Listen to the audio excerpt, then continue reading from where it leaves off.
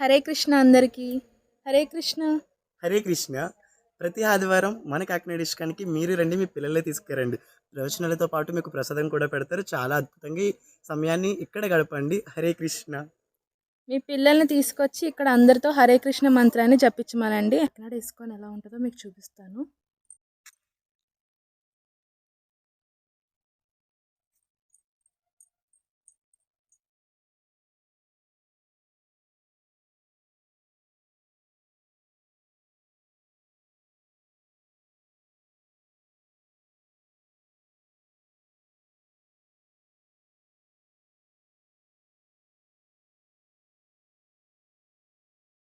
Hare Hare Hare Rama Rama Rama Hare Hare Hare Krishna Krishna Krishna Hare Hare Hare Rama.